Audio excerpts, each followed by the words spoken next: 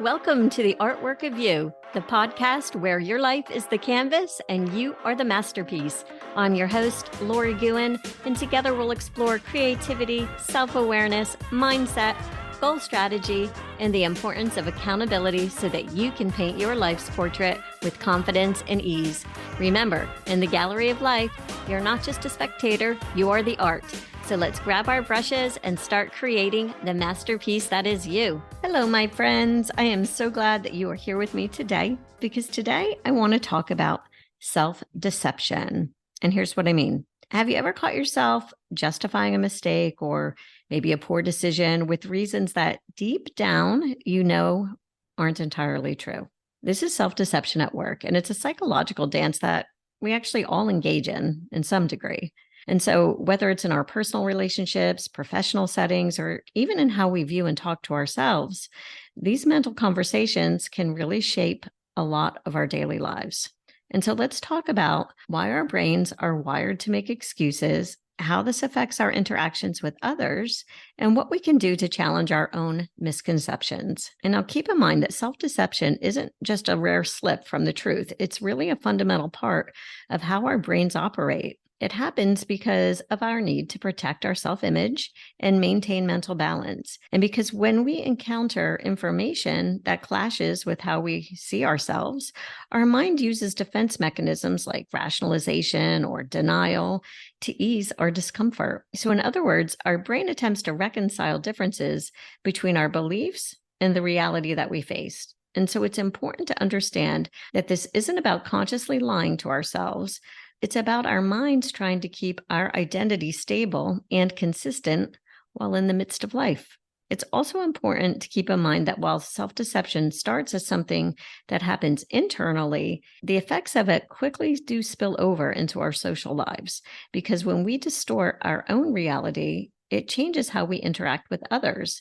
And this can lead to conflicts and misunderstandings that could have otherwise been avoided. And let me tell you, there have been some recent situations in my neighborhood where there have been huge conflicts and misunderstandings that I believe initially stemmed from self-deception and then grew beyond measure, unfortunately.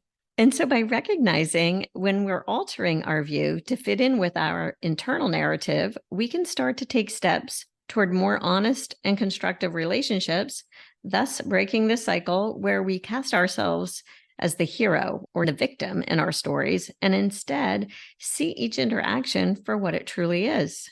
Because the negative effects from self-deception can be pretty significant. It can really hold you back from growing and learning from your mistakes. And instead of owning up to where you might have gone wrong, you might find yourself pointing fingers at the other people or the external factors, missing out on the opportunity to really learn from your behavior.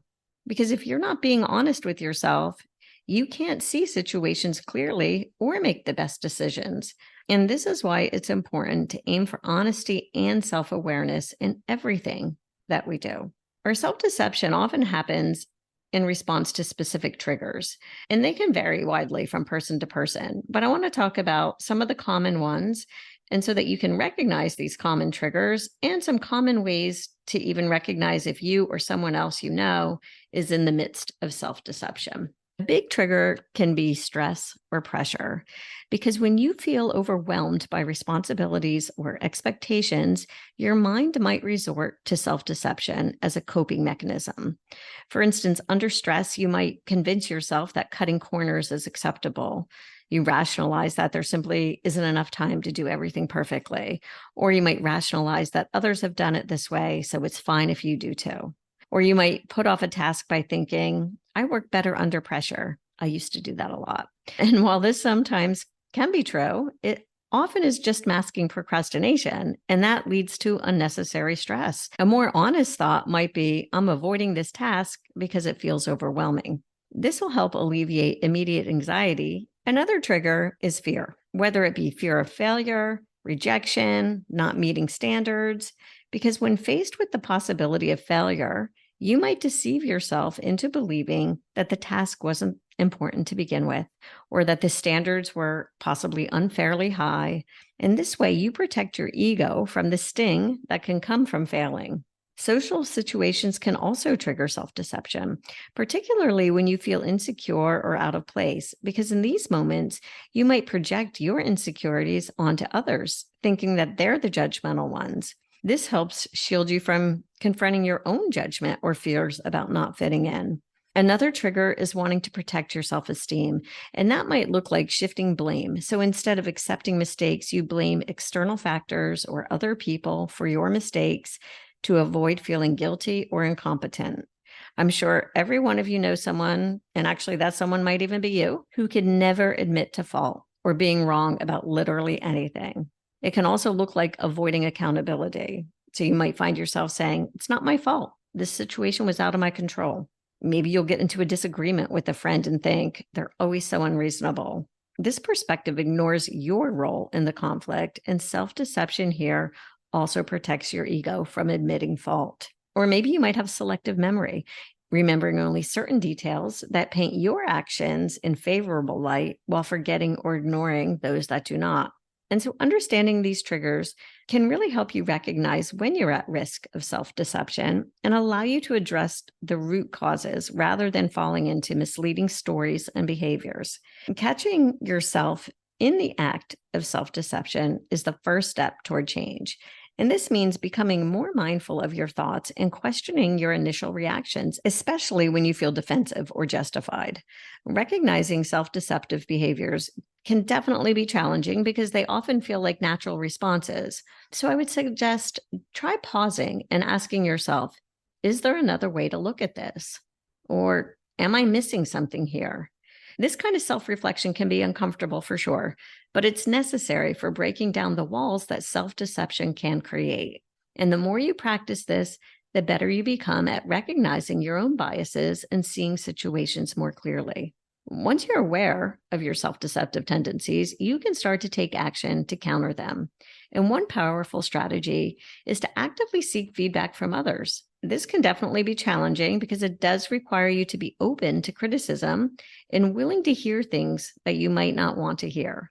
However, the feedback from trusted friends or colleagues or mentors can really provide fresh perspective and help you to identify your blind spots. When you ask for feedback, it's important that you listen without getting defensive. And instead of immediately explaining or justifying your actions, you should take the time to reflect on what is being said and consider how it might be true.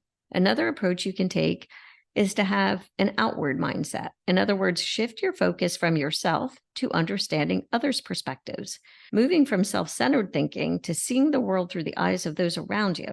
It's a great way to practice really active listening, where you pay full attention to the speaker without interrupting and with empathy, where you try to understand and share the feelings of others. Because by genuinely listening and empathizing, you can start to dismantle your own biases and see situations more objectively. And this will not only improve your relationships, but also enhances your ability to make better decisions. Another thing you can do is practice mindfulness. And what I mean by that is being present in the moment and observing your thoughts and feelings without judgment. When you're mindful, you can catch yourself engaging in self-deception as it happens. For instance, if you notice yourself getting defensive in a conversation, you can pause and reflect on why you're feeling that way. Are you protecting your ego? Are you ignoring some uncomfortable truths?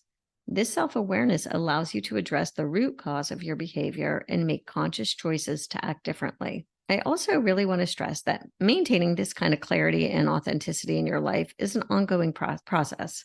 It's not something you achieve once and then forget about. It requires consistent effort and practice. And so remember to check in with yourself regularly, review your actions, your thoughts, your decisions, and ask yourself questions like, am I being true to my values? Am I seeing this situation clearly? This will help to prevent you from slipping back into old patterns. And also surrounding yourself with people who value honesty and are willing to hold you accountable can also make a big difference, because these relationships can be like a mirror reflecting your behaviors back to you and helping you stay grounded in reality. Choose friends and mentors who will give you honest feedback and encourage you to be your best self. I also feel it's so important to embrace vulnerability, because admitting that you don't have all the answers and that we all make mistakes allows you to grow and learn. Vulnerability encourages openness and trust, both within yourself and with others. When you're willing to be vulnerable, you create a space for genuine connections and meaningful conversations. And so to wrap it up, in the end, the goal is not to be perfect, but to be real, to face the world and yourself with courage and humility so that you can build stronger relationships, make better decisions, and live a life that truly reflects who you are. Because in the end, being true to yourself is the most powerful way to live.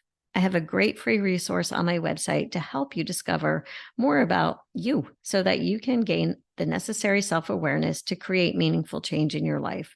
I strongly encourage you to not only download my 90-day self-awareness journal today, but to actually fill it out every day.